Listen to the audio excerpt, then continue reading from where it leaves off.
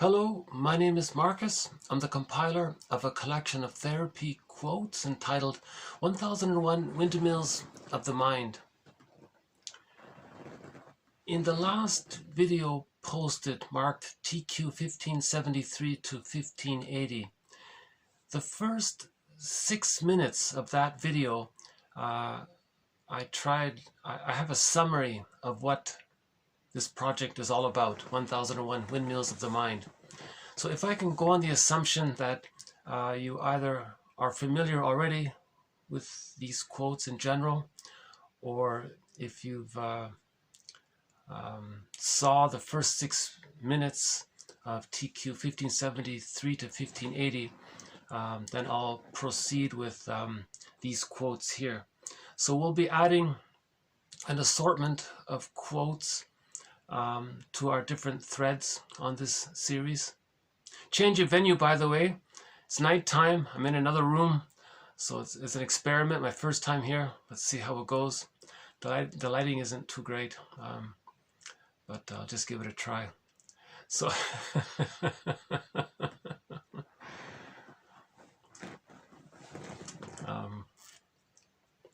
yeah, I love doing the videos outdoors, but it's now almost freezing. So I think that was my limit there. And the view from my window is blocked, so I'm sort of trying to improvise here. So I'm sort of in transition in terms of where I might be able to do my videos more regularly. So in that last video, 1573 to 1580, in the first 6 minutes, that described what 1001 Windmills of the Mind is about. How it's an attempt to heal Sisyphus, to heal our memories, to heal from an insecure attachment style, right? To unpick the threads of a traumatic script and use those threads to weave a new script towards the healthy, natural, I'm okay, you're okay position, right? To be our own metaphorical alchemist, where we face the unconscious ambivalence, heal the splits, and then get the key out from under mother's pillow, from which we can then get the golden ball. And there are a few other metaphors about this project. We have over 30 different threads throughout this series, so we'll add a couple of quotes to some of our threads here. So the first one will be on projection. So that's a major thread in this series. We must have at least 100 quotes on projection. They all say more or less the same thing in slightly different ways, which I find helpful. One of my favorite quotes on projection is that it's the means of bringing repressed material to consciousness. So something you don't know about yourself, the psyche wants you to know it. So the psyche gets you to somehow think, believe, say that someone else has what you have. And it's like creating a mirror for you to see what's within. So Laughlin calls that the mirror defense. So when there's a trauma, things get repressed. That's uncomfortable. That's psychic pain, mental pain. Robert Bly, one of his metaphors is that within everybody there's somebody who's more intelligent than us. So this more intelligent one than us is trying to help us. So it's as if this person has instructed the unconscious ego. The metaphor is to get a film projector, an old, reel-to-reel film projector, and to notice that the film projector and the projectionist is the projector. The contents are within, and he's projecting that the projectionist is him. It's a part of him. But the person just finds themselves saying, oh, that person there, or this thing there, or that place there, or this fill in the blank, that. And then he has these strong opinions. It's meant for him to see that that's what he's projecting, that that's what's within. Right? So the projection is a metaphor, right? For the mirror defense, where a person is creating this mirror through his opinions of others to see what's within, right? So something that's too painful to admit, if we feel something but we can't admit it, we say the other person feels it. Or we have thoughts around some painful event, we don't want to face it, or we don't even know that we have them. We say, oh, that person has those thoughts. And the list, it's quite extensive, right? So this next one here adds one quote to it. Okay, in projection, we project onto others personally unacceptable thoughts, traits, feelings, yearnings, wishes, etc. of ourselves, and then abhor them in the other. Now this leaves us feeling good about ourselves rather than anxious or embarrassed if we were to own these projections, right? So that's why we're projecting them, because if we admit we have it, we'd feel anxious or embarrassed, right? So if we say it belongs to someone else, it's creating this fantasized effort to preserve the repression. So projection is a confession of repression, right? So when we're projecting, we're preserving the repression. But what's being repressed is a part of us, right? So we're rejecting that part of us. So we're missing out on who we are by saying it belongs to someone else, right? So and then if you own your projections, you say to yourself, why do I have these strong opinions about this safe, non-threatening other? Why am I distorting that person or place or thing? Why do I have these? A part of you knows it's not true. Projection is a falsification of reality. Projection distorts reality. So there is a part of you that must know it.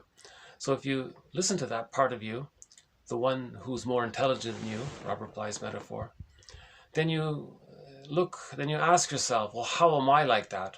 Or maybe I have those thoughts, really? And then you look that way, right? And then in that process, a person may feel anxious, embarrassed, surprised, disappointed, maybe angry, sad. So that's the grieving process, right? But then you're reconnecting with yourself, and ultimately it leads to better health that way, right? Even though it's anxious at first, it leads to better emotional health afterwards, right? Yeah, sorry about the lighting here.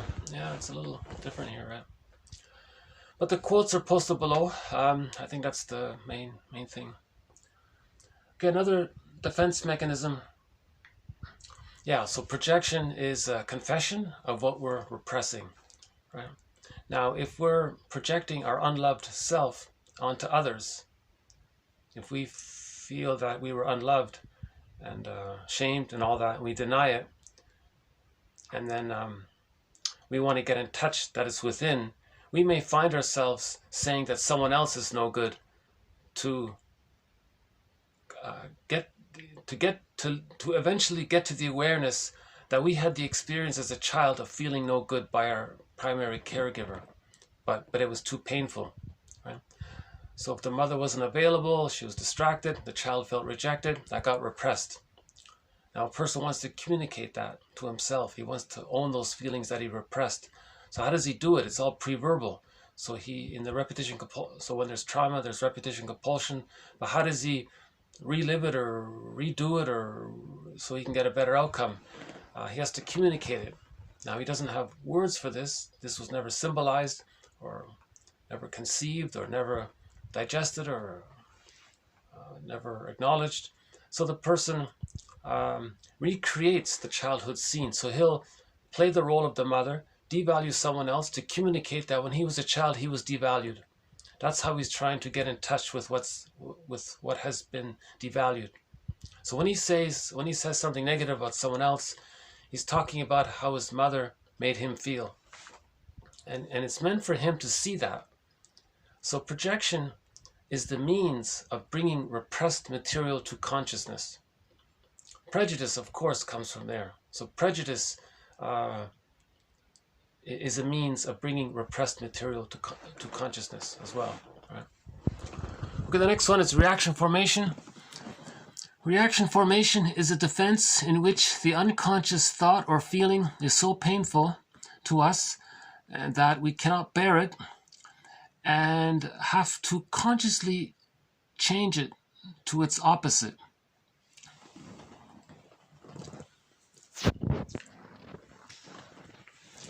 So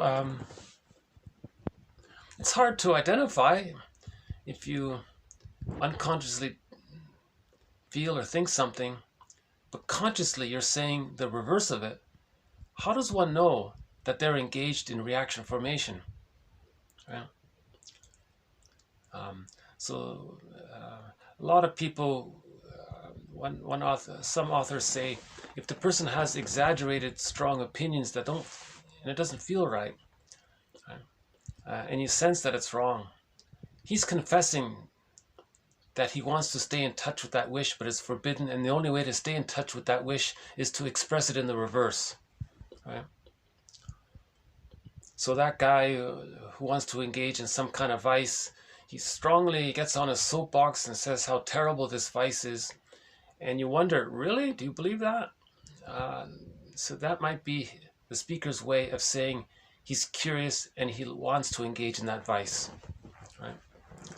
So it's forbidden, but he likes it and he wants to talk about it or stay in touch with it. So he talks about it in reverse.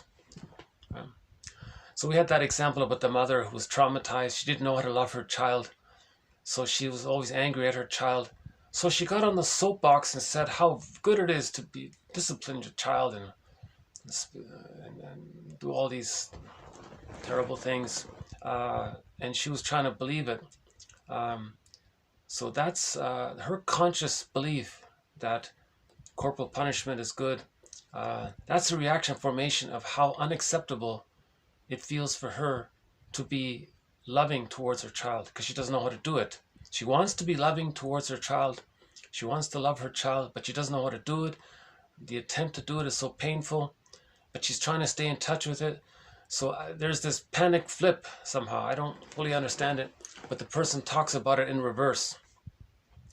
Sitcoms show this. The girl likes the guy, but she says how strongly she hates the guy. And we, the viewer, realize that, and we know that she likes the guy, and we see that she doesn't realize that she likes the guy, but we know that she likes the guy. Right? So that's a typical expression of reaction formation. Right?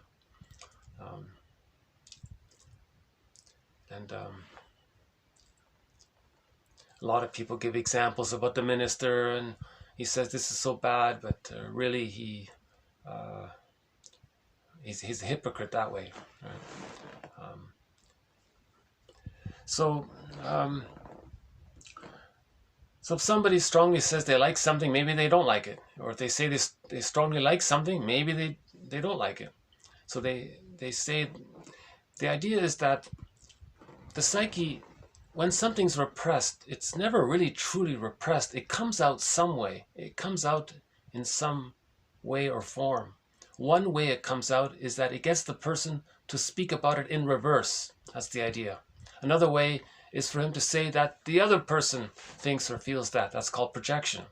You see? So projection and reaction formation are there to bring repressed material to consciousness.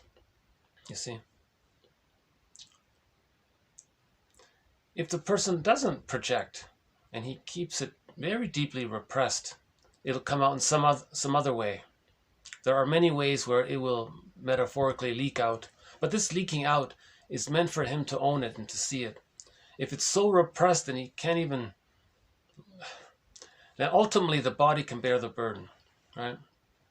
So it's there. If a child has a painful experience and he has painful memories around it, and you see, the psyche wants healing, so it wants to get the person to talk about it or acknowledge it or face his understanding around his defense mechanisms around it, right? If he avoids all that and keeps it repressed, then the body can bear the burden, they say. That's the mysterious leap from the mind to the body, meaning the mysterious leap from the unconscious, part of the mind, part of the psyche, to the body. So they call it the mysterious leap. That's one of our threads in this series. The body bears the burden. Right? Okay, the next one here. Okay. Okay, the good breast is experienced as the baby's version of love. The bad breast is experienced as hate. The baby cannot experience both as belonging to one. So how does the baby deal with the anxiety of the mother feeding properly and loving properly, and then sometimes she doesn't? The child can't handle the idea that the same mother is good and frustrating. So the child uses the defense mechanism called splitting. He creates two images of his mother, good mother, bad mother. In this case, the first mother is the breast mother. Sometimes they just simplify and say the breast, they mean the breast mother. Right? Because the theory is that when the baby comes out of the womb, he doesn't have a full appreciation of the mother being a full person. The baby's just relating to that breast area, right? Now, so the baby creates two images of his breast experience. Oh, there's a good breast and a bad breast. Now, if the bad breast experience or the frustration is too negative, the child realizes, oh my God, he has to, he needs the good love. So he's going to invest his concept of himself, his life force, to this bad image of the mother. That's the reality of it, because he needs the love from the mother. But in order to do that, he has to hallucinate that the mother is good. So the child will, in his fantasy, believe that he's bonded to the good mother, when in reality he's bonded to the rejecting mother. If the rejecting experiences outweigh the loving experiences. But by the age of 3, this gets sorted out. The two images of the mother, good mother, bad mother, come together to form one whole mother. Right? So in the beginning, the theory is the child does create two images of the mother, because no mother can be totally perfect. But the baby will deny that the mother's frustrating, even though he's bonded to her. Right? That preserves the attachment. Right? But then again, it gets sorted out to I'm okay, you're okay by the age of 3. It's an interesting idea. Solani says the metaphor, his analogy is that the child thinks it's two different people. If the mother's loving, either in reality or out of his hallucination, that's one person. If the mother's rejecting, the child thinks that's not his mother, even though he's bonded. See, it's very confusing that way. The child is a genius to figure out how to have a bond with the mother if she's when she's frustrating.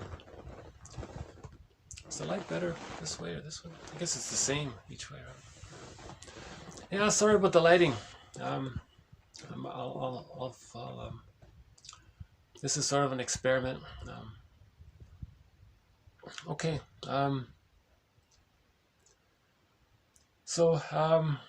If the lighting's not too distracting, I might just stick with it. We'll see how it goes. Yeah. So we have a thread in this series called the moral defense. The metaphor is the child is this little judge. He's going to make this decision. Okay, mother's frustrating. That means I'm bad. But in order to bond to the mother, he has to believe that she's good. So he says that he's not okay and the mother's okay. So that's the psychic structure for I'm okay, you're not okay. I'm not okay, you're okay. But that's temporary. By the age of 3, I'm okay, you're okay. Natural development. You see?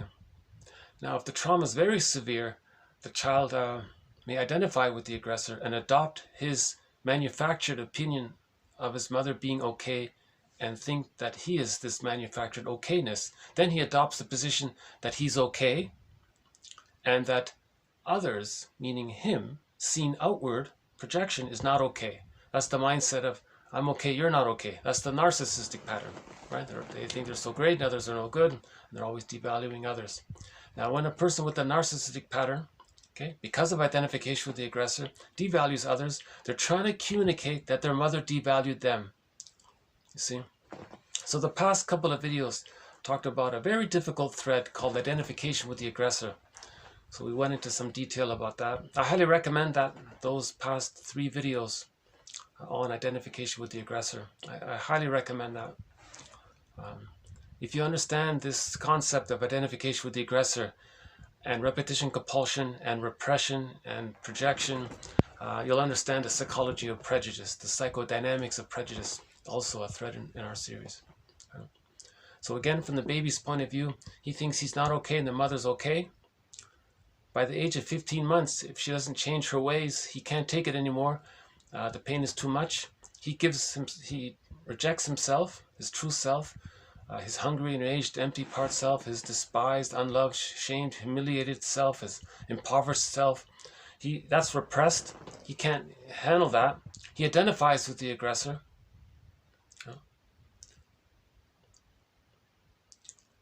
Right? As a defense mechanism against the persecutory anxiety of being so unloved. Now, if he identifies with the aggressor, he then thinks that he's okay, even though he's identifying with his hallucinated image of his mother being okay. At least he has this false belief.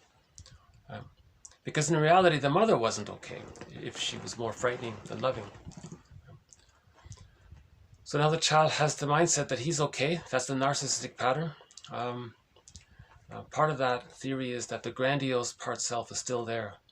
So up until the age of 15 months, the self-concept is the grandiose part self and the true part self. But the true part self got squashed, and he holds on to the grandiose part self. That's fused with his image of the mother, the giantess in the nursery, this grand, omnipotent, powerful being who's so wonderful. Now, he thinks that's him, fused with his grandiose part self. So he's so special and he's all about him. That's the narcissistic pattern. Now what's he going to do? He's traumatized from being unloved by the mother. So to communicate this trauma, he's going to do to others what his mother did to him, to communicate what his mother did to him. So his unloved self, he'll look for some non-threatening substitute other, a safe other. So a person can be disadvantaged or traumatized themselves, or they're peaceful. They're peaceful people, they're gentle people, or they're safe. However it is that they're safe, they're safe. They're just good, decent people and they're safe, or or they're not gonna, there's a threat to you or something like that. So whatever it is, the key is that they're safe, right? Then you say that those safe people are no good. You're doing that to communicate that your mother thought that the child thought that his mother was no good. Again, the child's unloved self is seen onto someone else, the safe substitute other, and then in his identification with the aggressor, he does to them what his mother did to him to communicate what his mother did to him. So the mother devalued him, he identifies with her, he devalues himself seen onto others, to communicate that when he was a child, his mother devalued him. But when he does that, he's re-triggered of the memory of his mother devaluing him. So to communicate that, he again identifies with the aggressor. See, they're fused there. The grandiose self, and the other are fused. So he can flip back and forth like that, easily, simultaneous. So when he hurts others, he feels hurt. Then he wants to communicate that. So he hurts others to communicate that he was hurt. So he re-triggers being hurt when he hurts himself via his projection onto others. You see, so we're talking about a psychic phenomena. He hurts others, but in his psychic realm, he's actually hurting his self-concept because he's loyal to the mother. He's one with the mother. What did the mother do? The mother devalued him. Okay, now he's doing what the mother did. Now, so if the mother devalued him, he's going to do what his mother did. So he's going to devalue himself, now seen outward. That's how he preserves his fusion with the mother. Now he's caught in the negative tar pit of the symbiosis with the mother, so much so that he is her, for the most part. Doing to others what his mother did to him. And he's stuck like Sisyphus, trying to communicate how he didn't like what his mother did to him. So the theory is, it's as if he's saying to his mother in his mind, look, mother in the mind, I'm going to devalue others to communicate that you devalued me and I didn't like it. You didn't get the message? I'm going to do it again. Look, mother, I'm saying these bad, negative things towards this safe person, innocent, like a child, right? Because when I was a child, they're innocent, safe. When I was a child, I was innocent and safe. So I'm finding the close thing symbolic of that. I'm finding someone safe and innocent. I'm going to put them down to communicate that when I was safe and innocent, you put me down. Now, it's as if he wishes the mother in the mind okay, which is a phantom. It's a negative memory. That's called a phantom. He wishes that this ghost, or Lowell calls them ghosts, he wants this ghost in his mind, this memory, meaning to, it's as if he wants this ghost to fly across to wherever the mother is. Let's say she's alive.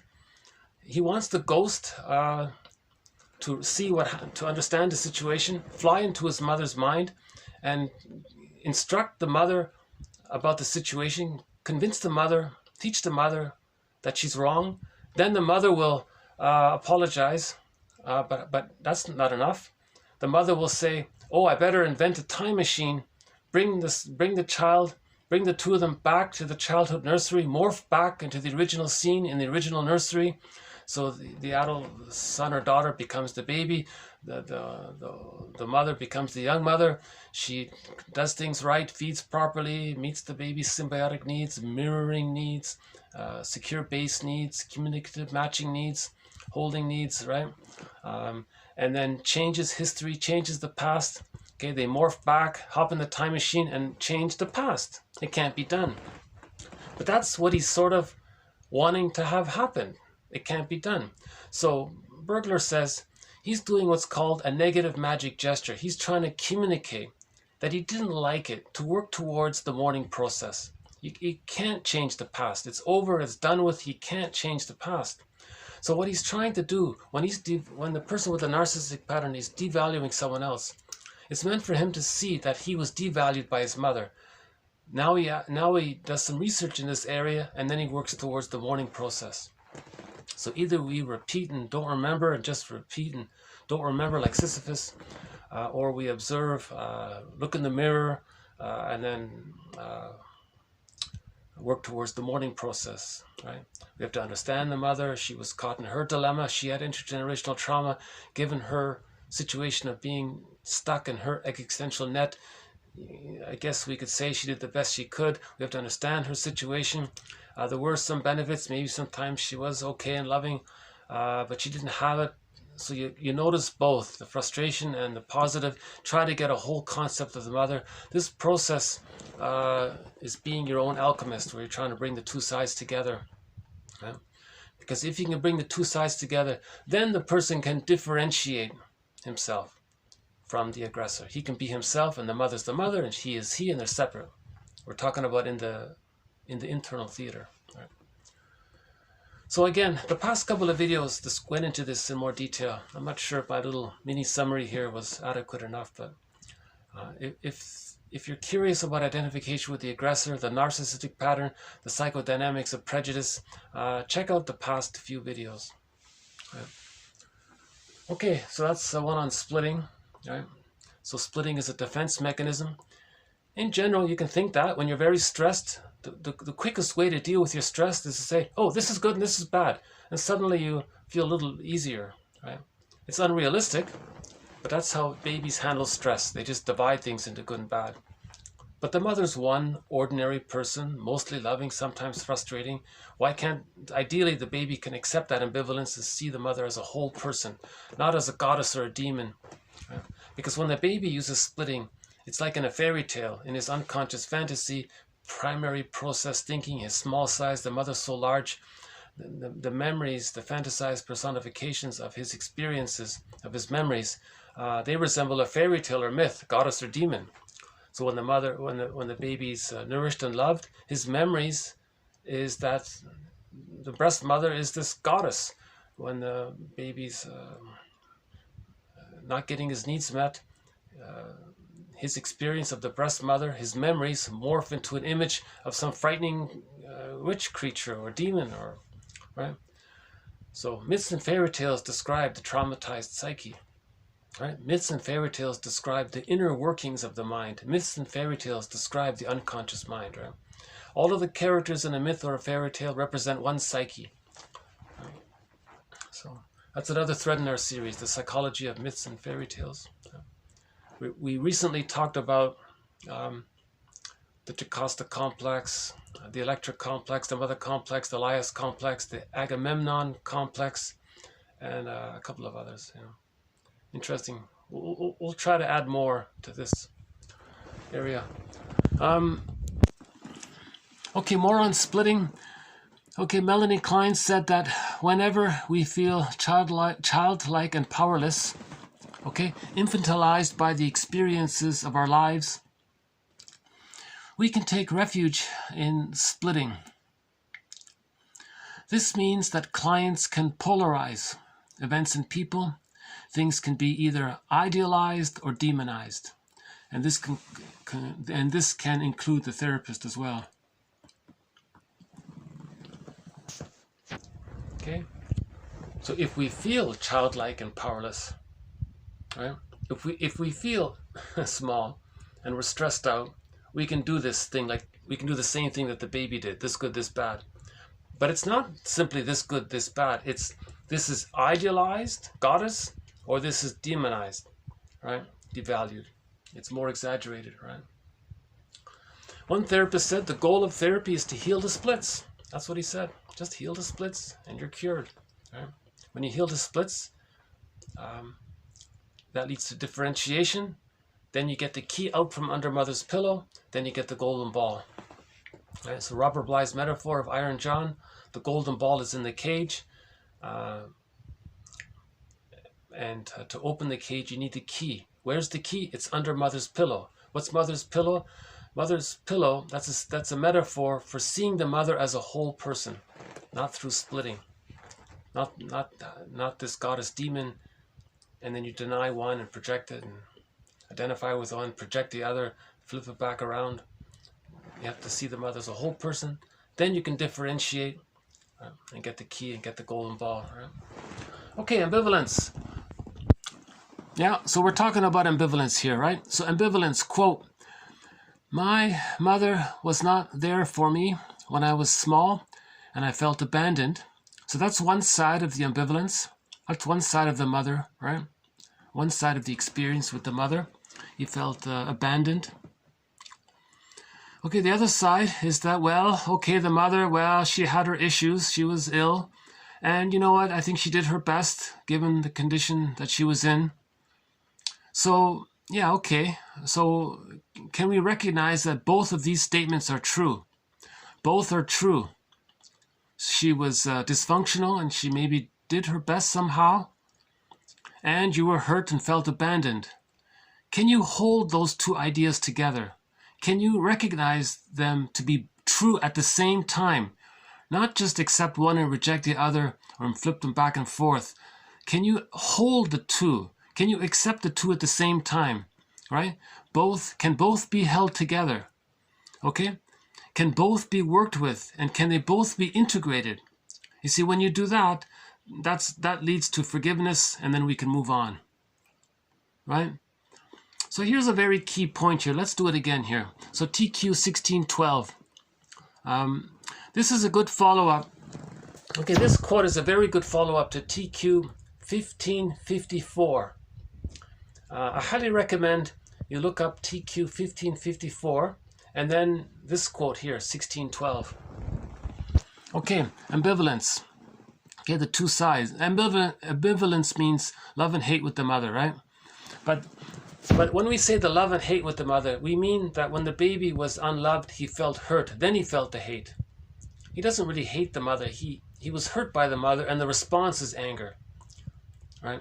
When he has a good experience with the mother, he feels loved. When he has a hurtful, when he didn't get his needs met, he feels pain. Then the response is hate. So as an abbreviation, they say love and hate, but it's not exactly like that. So now, right now, a lot of people don't want to admit that. They only say the mother's the greatest mom in the world, and that's it. There's no consideration that she did something wrong. They think they idealize her, put on her pedestal. That's a denial of the ambivalence. You're rejecting the ambivalence, right? That's splitting. This glorification of the parent on Mother's Day, that's splitting. Right? That's not reality.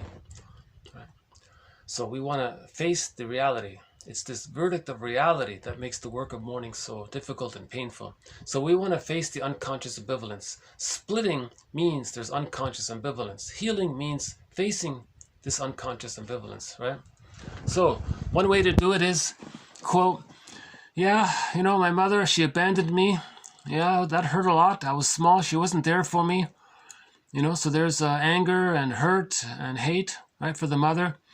That's one side of it. Another side of it is that you recognize that she didn't receive a secure attachment style. She was traumatized when she was a child. The mother may have had prenatal distress syndrome, which predisposed her or made her hypersensitive to receiving birth trauma if there were complications at birth. Maybe she was removed. Maybe she had a difficult birth herself and had birth trauma, which might have prevented the child from having a secure attachment style. So she didn't get a secure. That's a developmental trauma. That's a relational trauma, because her mother in turn didn't have it to offer. That's intergenerational trauma. So the mother is the victim of intergenerational trauma, possibly birth trauma, possibly prenatal distress, or prenatal trauma, perinatal trauma. There could have been trauma in the environment with the siblings, with relatives, with people in the environment. There could have been trauma at the dentist's office while getting the tonsils out. There could have been some kind of forced relocation situation, where they live. Maybe there was problems. So the mother may be trapped in her existential dilemma, making her dysfunctional somehow, or a dysfunctional parent. So if we recognize that, that's one side, and there's feelings around that. And then you recognize, well, I think it's possible to see that she probably would try her best given her limitations, right? So if you can consider these two sides of the equation, hold them as both as being true. So both are true, right? Both can be held together. If you can do that, if you can hold the tension of the opposites, okay, that's the alchemy. If you can hold the opposites, okay? One is you were abandoned and hurt, so she was a no good mother, she was bad and you hate her. That's one side. Well, she was loving to some degrees, but it was limited. There's two sides here. Now, can you hold them both simultaneously and integrate them into a whole image of the mother? That sounds easy, but actually the instinct is, because there's a lot of pain around these ideas, we're going to do this splitting thing, the one before it, right?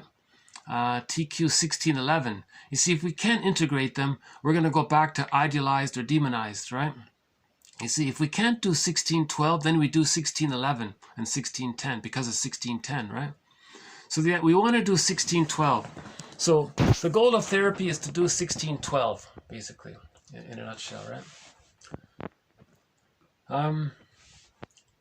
In the last video, I mentioned that there would be some quotes about somebody's theory that when the baby's born, he has an innate expectation for the mother's, for the feeding, for the breast, for the feeding, right? I don't know. I'm going by their quotes here, but it's an interesting idea around it, because it's been observed that many times when the baby comes out, immediately the baby wants to start feeding automatically. He just has that natural inclination. He's already wanting to nurse the moment he gets out. That's why it's important for, ideally, that the baby be handed to the mother right away in one calm, gentle motion. The cord can stay, the placenta can stay for a while.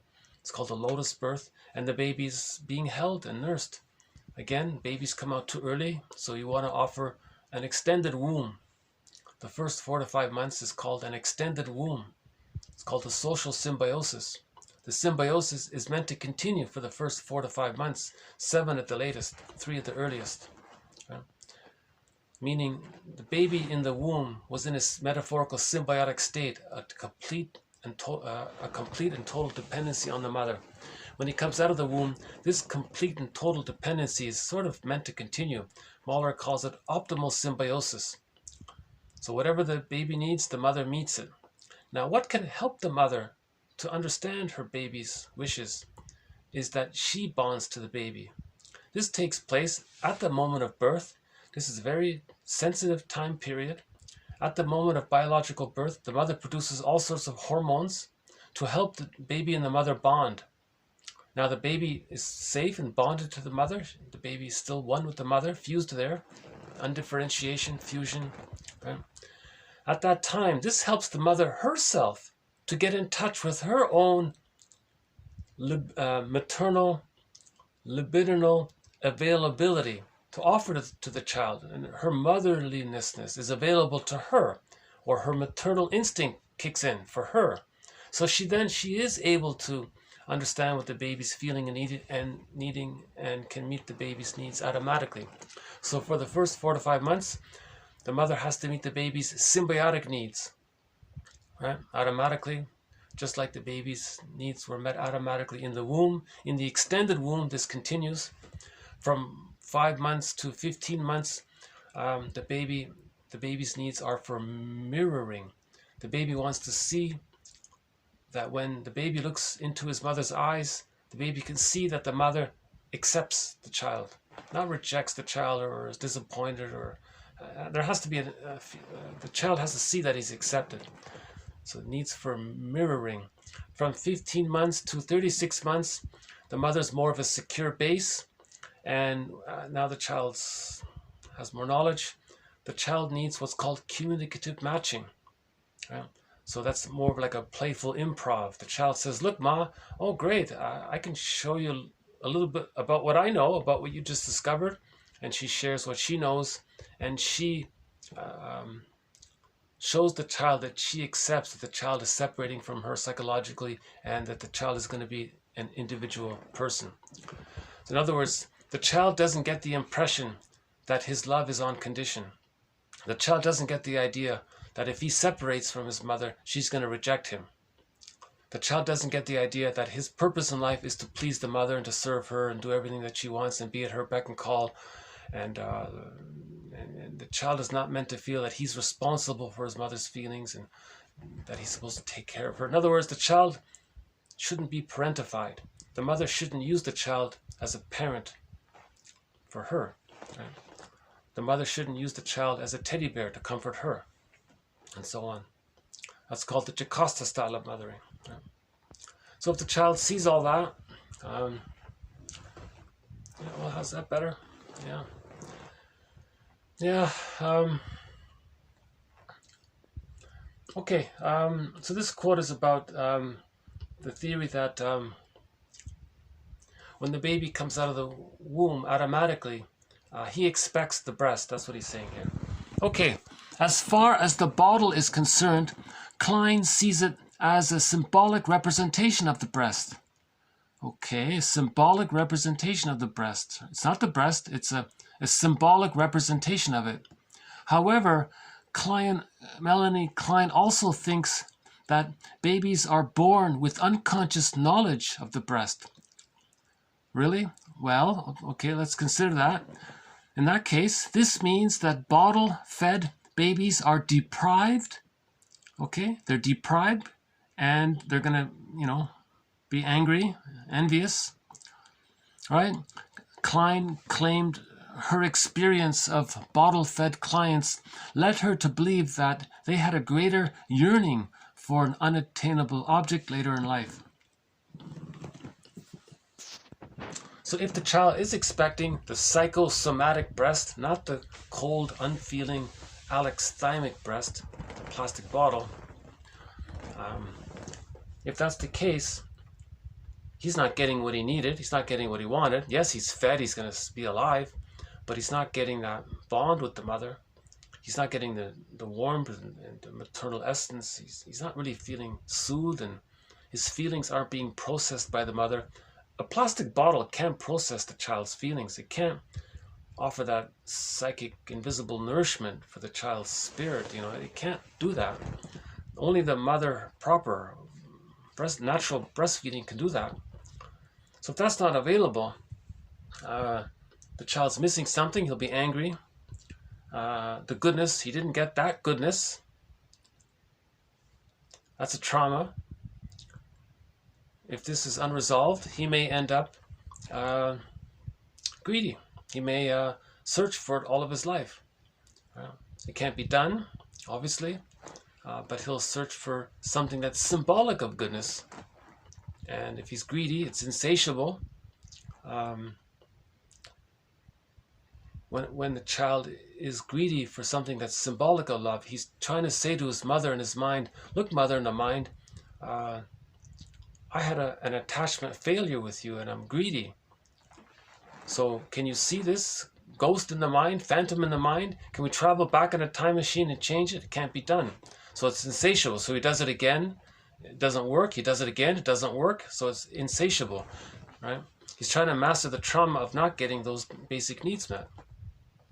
Because a child needs to get his needs met at the early stage to move to the next stage. He can't move to the next stage if that prior stage, if his needs in that prior stage weren't met. So he's angry that way. So he's greedy in the attempt to see if he can somehow get those needs met, but he can't. So he's symbolically communicating that he didn't get his needs met, so that he can be aware that he didn't get his needs met and then mourn that way. So greed can come from that, right? Because the baby's concept of the breast is an inexhaustible flow of goodness. So if something represents goodness, is symbolic of goodness, he wants it, right? But it doesn't last. It just lasts for a couple of seconds. If he sees something that's good and he can't get it, he's envious of it. So then he wants to see it damaged because he doesn't want to be reminded of it. So it can lead to all sorts of things there. But so we have a thread on envy, this difficult topic of envy. And related to that, we have another thread on the character Iago. That's covered in previous videos. So just for this video here, for this quote, I'll just focus on this idea that is it the case? Is it true? Is the baby harmed by the plastic bottle? I don't mean physically and all that, but is he harmed spiritually, emotionally? Is he harmed? Right? The theory, Klein says yes, he is, because if he's using the bottle, he'll have this constant yearning for the rest of his life, right? Now another author says sort of the same thing. According to the same author here, another one here, Bion believed that the baby has a preconception, an inborn knowledge of the breast. He expects to find the breast waiting for him. When the baby expects to find a breast but finds it absent, well, he's going to compensate. He'll hold on to his grandiose self. So he takes refuge in his false omnipotence. So all babies have primary narcissism. They think it's all about them.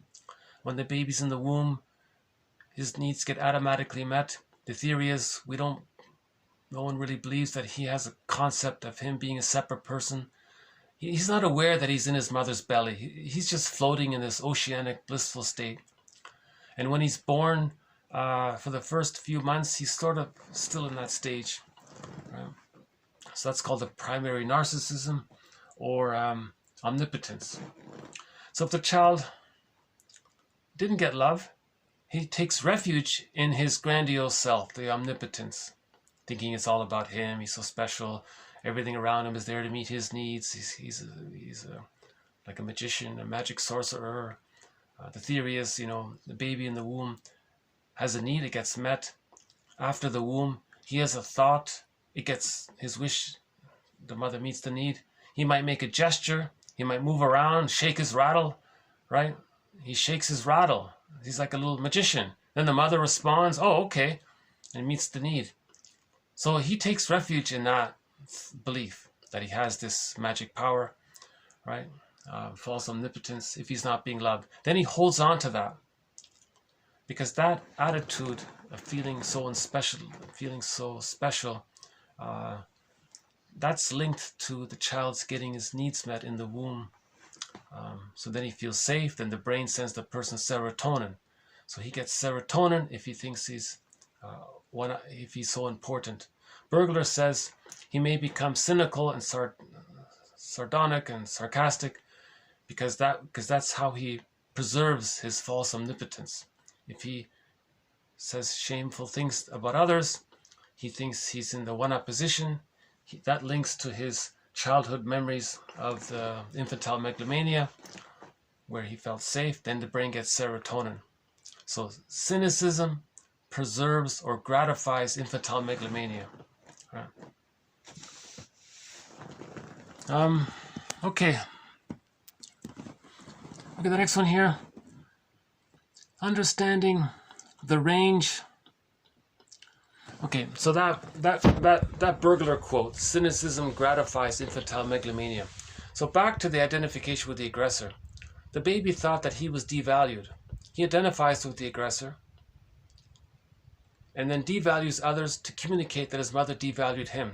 So the way he may devalue others is through this put-down humor, saying these devaluing comments, right?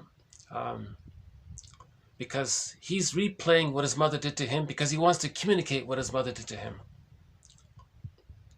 So because he identified with the aggressor, okay, that psychic structure of the narcissistic pattern is the grandiose part self that's still there. It's fused with the omnipotent other.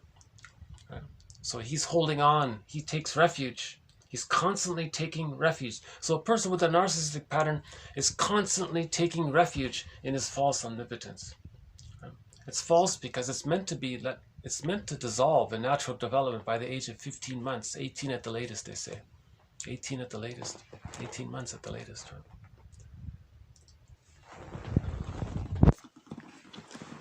Understanding the range of defenses which a person adopts under stress or in the face of unacceptable feelings is part of the psychodynamic counselor's task. Yeah, his book is not too bad. His theory is, why do we train people to be not just ordinary counselors, but psychodynamic counselors? Wonderful if someone can invent an ingenious curriculum to train people to be psychodynamic counselors. That's amazing, right? Then a lot of people can get healed, right? Because the psychoanalytic approach is about healing our memories.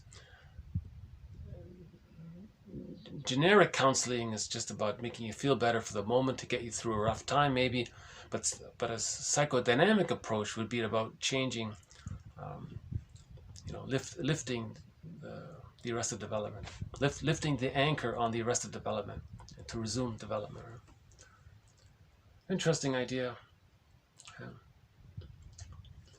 I think normally you need to have a master's in something, in social work or something, and then you can go for psychoanalytic, psychodynamic training for a couple of years.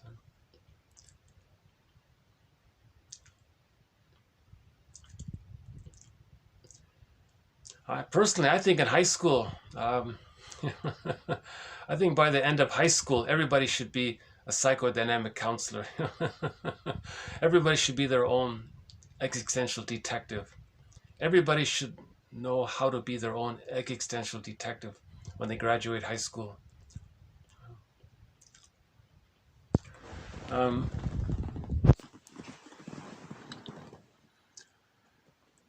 Okay, the next one here. I like this next one here. Okay, rationalization. Okay, so one of our defense mechanisms, we have a threat on rationalization. This is when something is unacceptable to the person and you want to hide it. You want to lie that it's not there. You want to fool yourself it's not there. And you want to fool others that you don't have it. You want to create you want to give the appearance of being reasonable. You want to use logical fallacies. You want to use false logic, pseudo-logic, convoluted ideas. You want to confuse the other person. Then if you confuse them, then they give up. So rationalization is basically you're lying, but you want to give the appearance that you're telling the truth. Okay? So rationalization, it doesn't mean you're being rational. This jargon, rationalization, means you're lying, but you want to make yourself and others believe that you're telling the truth. Right? So it's the appearance of being reasonable and honest, but that's the gambit. It's a defense mechanism. A person doesn't want to admit the truth. He doesn't want to face the truth, so he hides it. He represses it. For example, with repression, if he felt unloved and he says the other person is no good, okay, the prejudice. He wants to invent, manufacture, create some false reason why he's good and the other's no good. And he'll be very ingenious, and all of his cognitive skills and language skills will be devoted to painting this picture of how he's right and the other's wrong, or how he's good and they're bad, right? Because he wants to preserve the repression. So rationalization preserves the projection, or if the projection is prejudice, rationalization can preserve or attempt to preserve the projection or the prejudice in order to preserve the repression. If the repression is there, then the person doesn't have to accept it. Remember the first one here, if he accepts it, then he's going to feel anxious and embarrassed. He doesn't want to feel anxious and embarrassed, so he has to say someone else is such and such. Then he's got to create some elaborate lie, excuse. He'll make up something if he has to. He'll speak in a dramatic, forceful way if he has to. He'll 1,000 tricks he can use, right? So another way of saying it is, I like this one here, rationalization, arguing one's way out of accepting the truth of a situation. Arguing one's way out of accepting the truth of a situation. So the truth of the situation is maybe the person felt unloved, but the mother wasn't available for him. He can't accept that, the truth of that situation. He wants to argue his way out of it. No, his mother is amazing, and you can't believe what she did and how amazing she is with this, and she cooks the best. She has this amazing recipe on how to make this. I can't tell you how amazing, world's greatest, and he'll try to be very convincing and be the world's greatest salesman and try to convince you how the mother was so amazing, right? So that's that might be a rationalization, giving the appearance of being reasonable and logical, and the listener might think, oh, okay, really? Oh, I said, well, that story sounds convincing. Well, that's reasonable if you were to think that. But the purpose of doing that is because he wants to argue his way out of accepting the truth of the situation. The truth of the situation is the mother wasn't unavailable for him and couldn't love him. But that's too painful. He wants to argue his way out of the truth of the situation. That's a pretty good quote here. I like this one. I think this might be the best one for today's video. Arguing one's way out of accepting the truth of a situation. So rationalization is a defense mechanism. All defense mechanisms are there to deal with anxiety,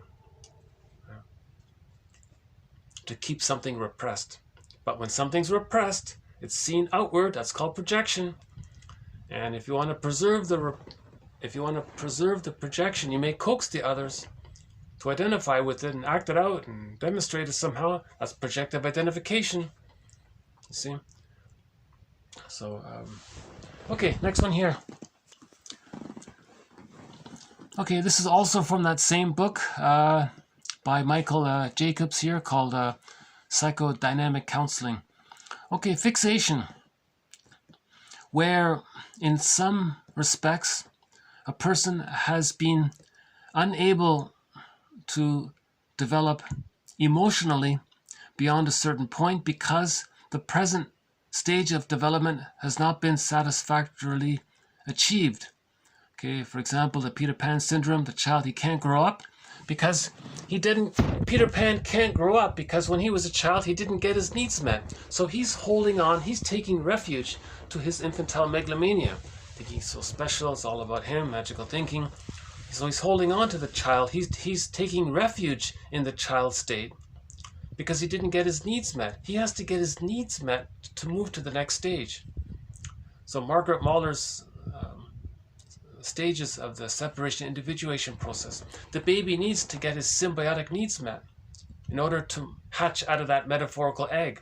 If he doesn't get those needs met, he's fixated there. That's the hostile provocative attachment style, the bully pattern, the Iago one, the symbiotic character disorder, and a few others come from there. You see? But if the child gets his needs met from 3 to 7 months or 4 to 5 months, then he can move on to the next stage. That's the practicing subphase, the narcissistic area, where he's practicing. If he doesn't get his mirroring needs met, and he's fixated there, So he's fixated at the rejection level of not getting his mirroring needs met. Right? Then he doesn't move on to the next stage. Let's say he does get his mirroring needs met. Right? Then he moves on to the rapprochement subphase. That's where the mother does improv, and she's playful and teaches and things, and shows the child that she's not using the child to meet her needs. It shows the child that she's confident in herself to allow the child to be their own person. See? So these quotes are helping us to heal from, right, to make us aware of these ideas. So these quotes are all windmills of the mind. Long ago, these quotes were called philosophical medicine. These types of quotes used to be called philosophical medicine to make us think about what's going on in the internal world. Right? We live in two worlds, this internal theater world and the interpersonal external reality world. But we also live in this world of our memories. And this world of our memories, it kind of resembles a myth or fairy tale. And we're living in there, and our energy's in there. And a part of us is projecting some of these images onto others, and so that we can see our hurtful memories. You know? Prejudice is you're projecting one of those two phantoms. The phantom of the unloved self onto others, and then harming others to communicate that when you were a child you felt harmed. Or you're projecting the phantom of the memories of the mother being unavailable, rejecting. So you're projecting that image of the rejecting mother onto others and saying how bad they are. See? So we live in two worlds. This internal object relations world influences and falsifies our perception of present current reality. If there's a lot going on there. When there's trauma, there's a lot going on there. So we're distorting the present to accommodate what's going on here because we're trying to heal here. We can't move forward if it's so painful. Right? Okay, the next one here. Okay, this one, this next one here is a question mark here. Okay, a child may adopt the attitudes of an aggressive parent towards the self. Okay? Yet at the same time preserve the positive image of the parent by only seeing the parent as kind and loving. Okay, so that's similar to the moral defense. So we have a thread in this series called the moral defense. I mentioned it briefly a few minutes ago. The child must perceive that the mother's good for the attachment, even though he's being unloved. Right? So the child adopts. So he may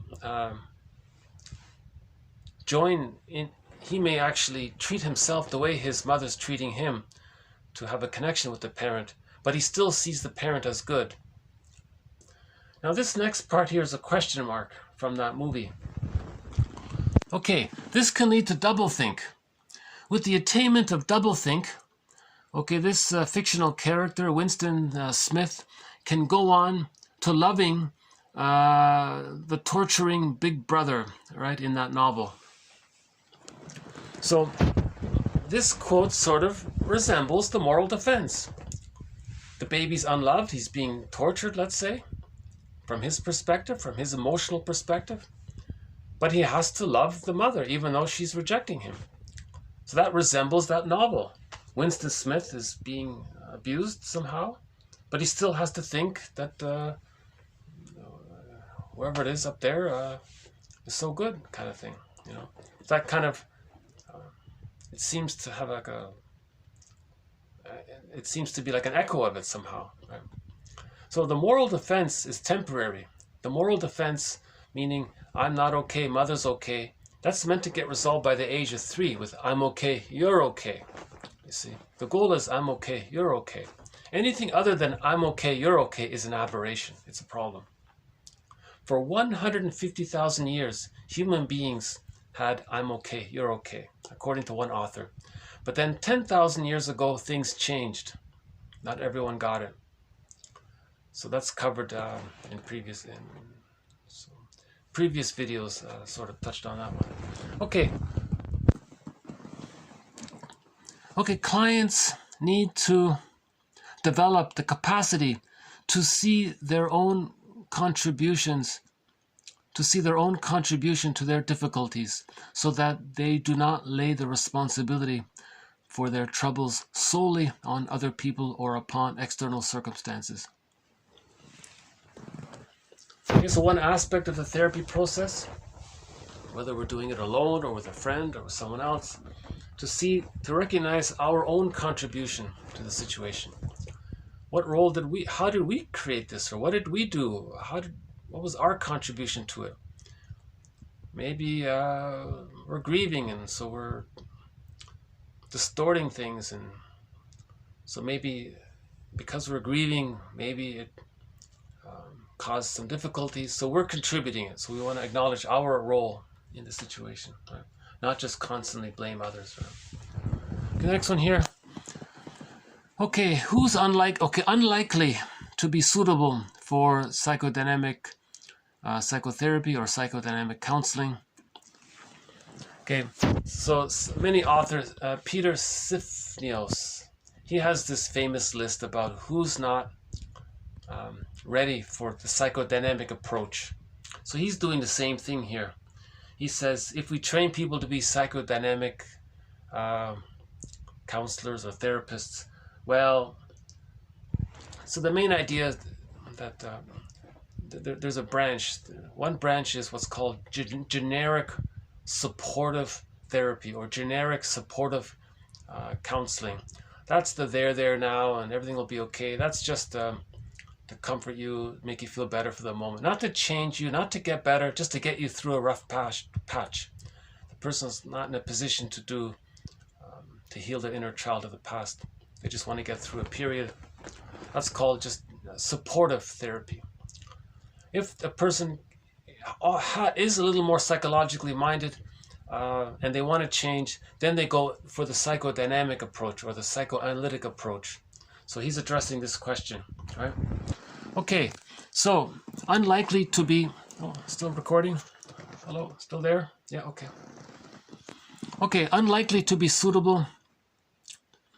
Unlikely to be suitable for psychodynamic psychotherapy. Number one, he wishes to be rid of symptoms by magic.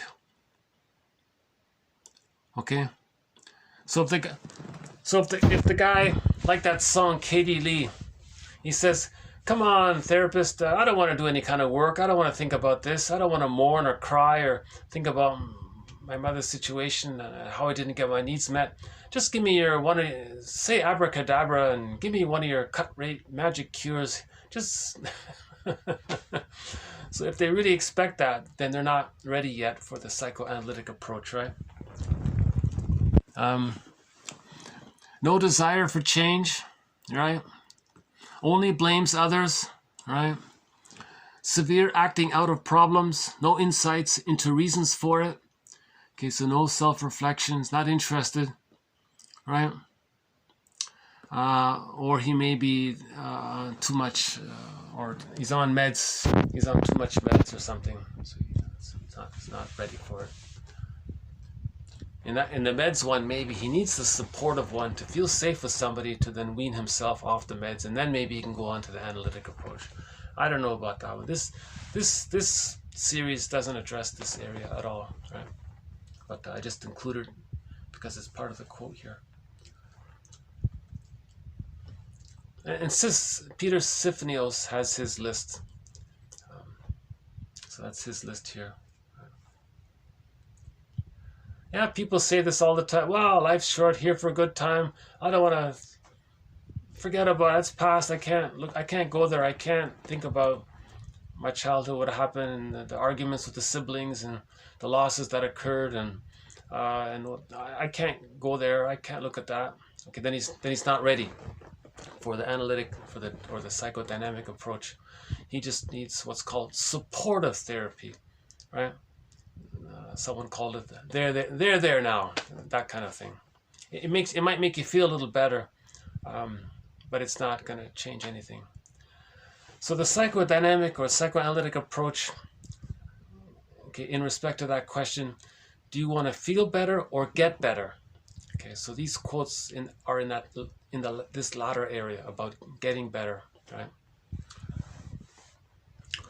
Okay, again, that last video, TQ 1573 to 1580, the first 6 minutes I tried to summarize this idea about how these quotes are lean towards how we can get better, right? Okay, by building our consciousness, giving us basic trust, right? Okay, so I think these quotes are giving us basic trust, the knowledge. So that's how we're going to get better. If we have the knowledge, we're giving ourselves basic trust, we feel safer. When we feel safer, then we can mourn losses. If we're too frightened, we can't mourn losses, right? Okay, next one here.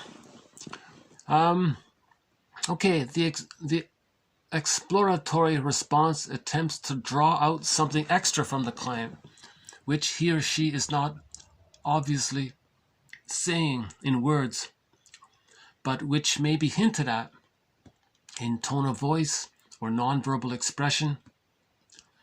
A feeling which is being expressed facially. For example, you look sad, okay?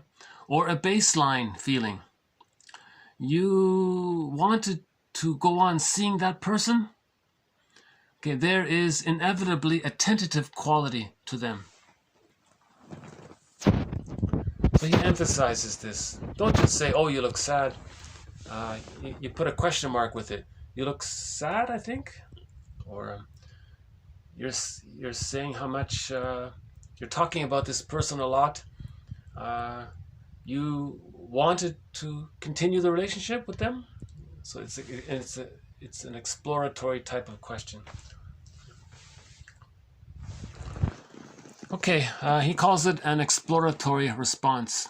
It attempts to draw out something extra, right? See, they generally say the person's sort of aware of it, but he's not fully aware of it. So you say something, then now he's more aware of it, right? That kind of thing. Okay, empathy. Empathy describes the ability to perceive what another person might be feeling, whether or not in those circumstances the counselor would her or himself feel that way. Okay. So that's we have a number of quotes on empathy. This offers a little perspective on it. I can imagine how you're feeling.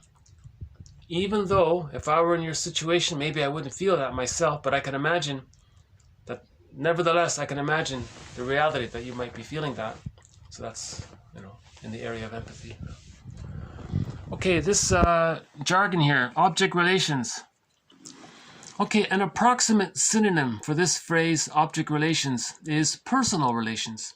Now, the reason why the latter, more readily understandable phrase is not used is because psychodynamic theory also attaches significance to the, quote, object of a person's feelings or desires, which may be part of a person.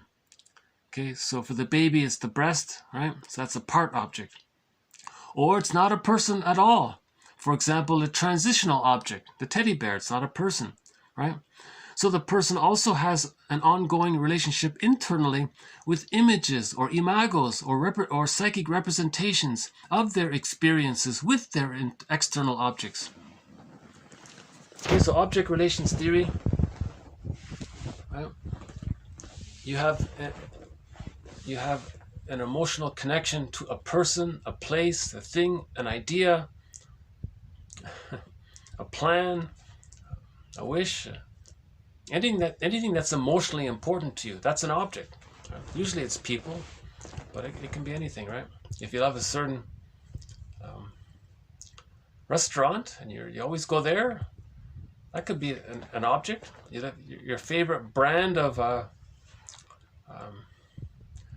don't know, frozen dumplings, that can be an object. Something you have that's something you love a lot. That's an object. And then if it were missing, you'd feel disappointed. So the theory so object relations theory means the baby has an interpersonal relationship with his mother. So that's external. The mother's outside. Right? He has memories of it. His memories are in the internal world, and they cluster around different themes. This group of clustered memories looks like an internal theater if we create a fantasy personification of each bundle of memories. So now we have this internal theater that looks like a myth or fairy tale. Yeah. That's internal object relations theory, and we are relating in both worlds. We live in both worlds. We live in the internal object relations world, and it influences how we relate in the external interpersonal relationship. So first the baby has the external with the mother, then he creates the internal, and from that internal it influences his later on external. So we live in two worlds. Klein makes a big point about this, how we live in two worlds. And there's a movie called Two Worlds, a French fantasy movie in English subtitles called Two Worlds, 2007 I think. And he is transported to this fairy tale world that represents his unconscious mind, and when he faces things and works there, he is transported into his interpersonal daily life, and things change and things improve. So as he heals his internal world, his external world gets better. You heal the in, the out gets better. You heal the internal world, your outer world gets better. You see things more realistically, you're happier, you relate better, so things get better. Right? Yeah. Okay. So we say that a transitional object. So there it is. There, a teddy bear is not a person. It's a thing, right? So that teddy bear is a thing, but it's important to him. The baby is relating only to part objects. Now, a person with a narcissistic pattern, they see everybody as in a utilitarian way. They don't value people as persons in their own right. They only think, are they useful? Good. If they're not, forget it. Right? So that's the baby's relationship to the breast. If the baby's being fed, great. If not, so it's either idealized or devalued. It's splitting, all good or all bad. The narcissistic pattern, useful, great. Not useful, no, right? They don't respect people. They don't have empathy for people or care about people. They just think, are they useful to them? Because the baby is in that primary narcissism stage. He can't relate and give to his mother too much. He has to receive. He's the one that has to receive. It's all about him. If the fixation is there, the narcissistic pattern, they think like that. It's all about them. They have everything has to serve them and take care of them, that kind of thing. Right? Okay, we'll do two more here. Okay, a skillful interpretation observes feelings and ideas which are close enough to the surface and allows them to enter consciousness. Okay? A badly timed interpretation, however accurate it seems, is often resisted because the client isn't ready to hear it. So the theory there is that you want the person to be conscious of it, and so if they're almost conscious of it, okay, you can say the interpretation. Oh, okay, and because they can accept it. They're close to accepting it, and you know they can accept it. If it's so repressed, and you give them the interpretation, oh, they'll just brush it off. It's useless. Right? So you don't want to give too deep interpretations too quickly. They'll just reject it. Right? The last one here. Interpretation means translating into the language of awareness and thereby into the open. Okay, and shine the light of consciousness. And and thereby into the open. Okay, and thereby what into the open? What they communicate, what they say. Okay, bringing the contents. Right, so the contents are conscious. The dynamics. You feel this, and you want to. It's too painful, so you do that to get away with the pain. Right? And then this happens. Then you think that, and then this happens, and that leads to that. What are the dynamics? What are the connections to the past and the present? this happened in the past, and that's why you're doing it now in the present, to tell me what the past was like. Okay, so we do things in the present to show what our childhood was like, right? That's called transference. And the implications pertaining to its emotional background, real or imagined, situational, emotional background. Okay, that's maybe a little... I think that last one there, I'll need to follow up on it.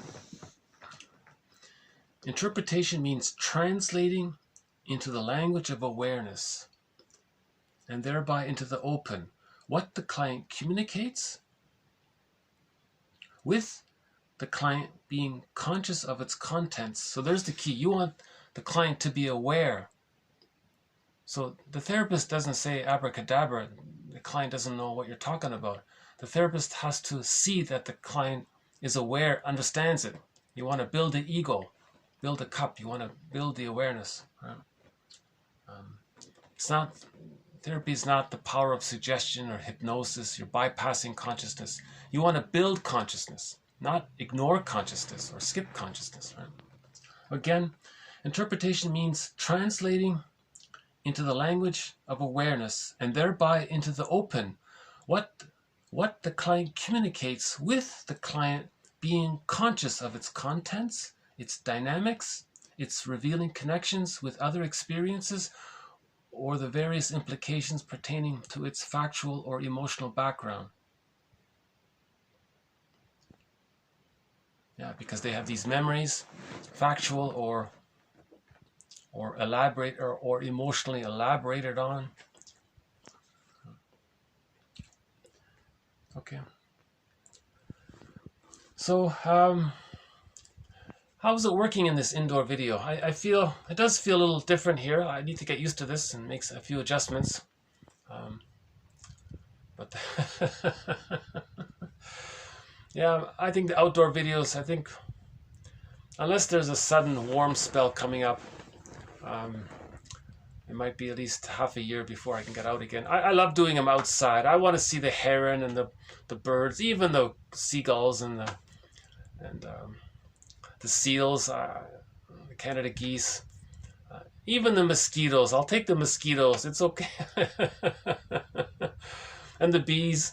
I once had a bee sitting on the phone there on the top, just sitting there for a few seconds, you know. And the sound of the waves, and a little wind is okay, I guess. And the sunshine and the fresh air, sitting on the rocks. I love doing them outside. And if I do feel a little anxious, I can turn the camera around and show you the water and flip it back again. If I'm indoors, I'm kind of limited that way, right? You're going to see more of my anxiety, I guess.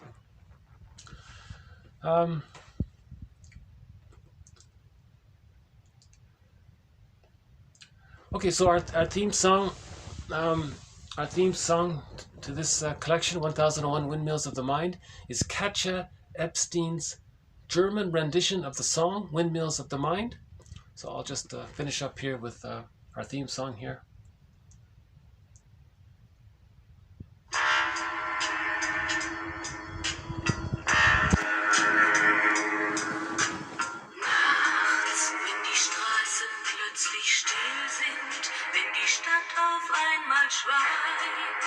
Wenn aus steinernen Kaminen stumm der Mond zum Himmel steigt, wenn es hier in meinem Zimmer leer und einsam wird um mich, suche ich in den dunklen Schatten die Erinnerung an dich, und ich fühle, wie ein Augenblick zur Ewigkeit gerinnt, wenn das Spinnrad meiner Träume links zerrissene Fäden spinnt und sich leis zu drehen beginnt, wie sich Mühlen drinnen Wind.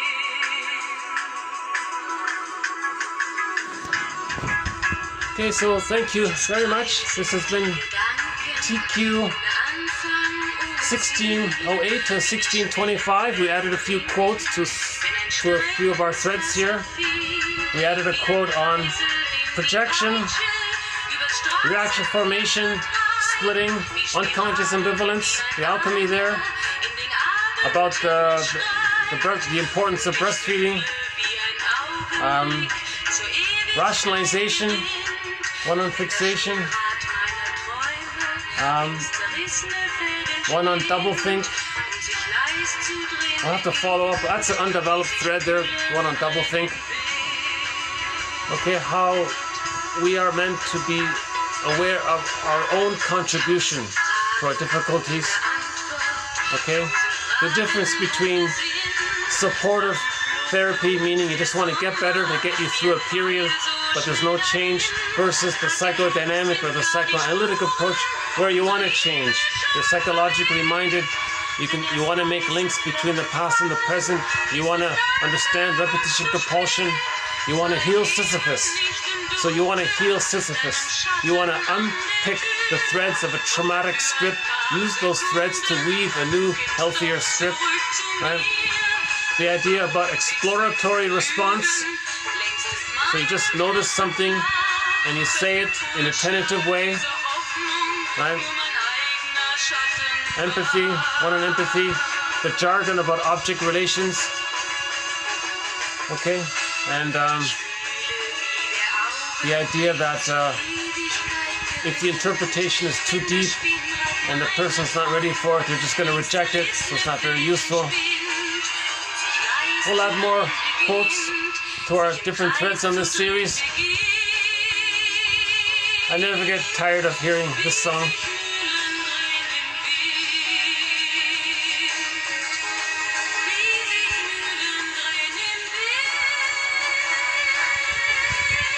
Okay, so thanks again. Bye for now.